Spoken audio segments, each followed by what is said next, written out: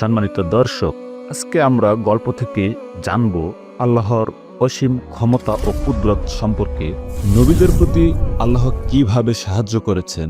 আপনি কি জানেন আল্লাহর অসীম ক্ষমতা ও কুদরত কতটুকু হতে পারে? নবীদের প্রতি আল্লাহর সাহায্য কিরূপ হতে পারে? আল্লাহর কুদরত পাওয়ার পরে অস্বীকার করলে তার পরিণতি কি হতে পারে? আপনি কি জানেন আল্লাহর কৃতজ্ঞতা অর্জন করলে আল্লাহ তাআলা আরো বাড়িয়ে দেন? সম্মানিত দর্শক, আজকে আমরা এই ভিডিওর মাধ্যমে জানতে পারবো এই অজানাগুলোকে। আজকে আমরা জানব হযরত ঈসা আলাইহিস সালাম এর অলৌকিক ঘটনা সম্পর্কে। অনেক দিন আগের কথা, এক পবিত্র জায়গায় ছিলেন আল্লাহর একজন নবী।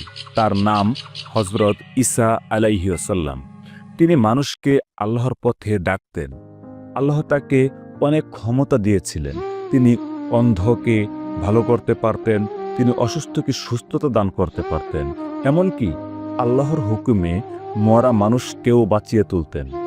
তার এই সব অলৌকিক ঘটনা দেখে মানুষ অবাক হতো আর আল্লাহর মহিমা বুঝতে পারত।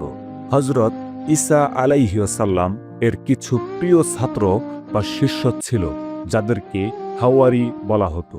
তারা ঈসা আলাইহিস সালামকে খুব ভালোবাসত, তার কথা মেনে চলত। কিন্তু মানুষের মনে তো অনেক কৌতূহল থাকে। একদিন তাদের মনে এক বিশেষ ইচ্ছে হলো। তারা হযরত ঈসা আলাইহিস সালামকে বলল, হে ঈসা আলাইহিস সালাম, আপনার আল্লাহ কি আমাদের জন্য আকাশ থেকে খাবার ভরা একটা টেবিল নামিয়ে দিতে পারবেন?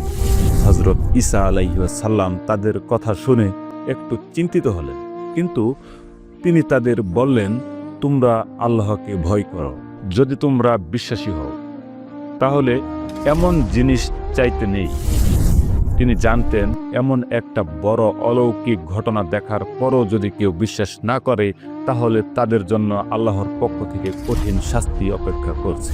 কিন্তু হাওয়ারীরা তাদের কথাই অটল রইল। তারা বলল, আমরা এই খাবার খেতে চাই, আমাদের মন শান্ত হোক আর আমরা যেন বুঝতে পারি যে আপনি সত্যিই আল্লাহর কাছ থেকে এসেছেন। আমরা এই সাক্ষী হয়ে থাকতে চাই। হাওয়ারীদের এমন আগ্রহ দেখে হযরত ঈসা আলাইহিস সালাম তখন আল্লাহর কাছে দুহাত তুলে দোয়া করলেন। তিনি বললেন, হে আল্লাহ, হে আমাদের মালিক, আমাদের জন্য আকাশ থেকে একটা খাবার ভরা টেবিল নামিয়ে দাও। এই দিনটা যেন আমাদের সবার জন্য একটা খুশির দিন হয়, আর এটা যেন আমাদের জন্য একটা বড় নিদর্শন হয়। তুমিই তো সব কিছুর ব্যবস্থা করো, আর তুমিই তো শ্রেষ্ঠ রিজিক দাতা। তার দোয়াটা ছিল খুব বিনয়ের সাথে, আর তার মনে আল্লাহর উপর ছিল গভীর বিশ্বাস। তখনই ঘটল এক অলৌকিক ঘটনা। আকাশ থেকে একটা আলোর মেঘ ধীরে ধীরে নিচে নামতে লাগলো, আর সেই মেঘের ভেতর থেকে নেমে এলো একটা খাবার ভরা টেবিল। সেই টেবিলে ছিল নানা রকম মজাদার খাবার, যা দুনিয়ার কোনো খাবারের মতো ছিল না।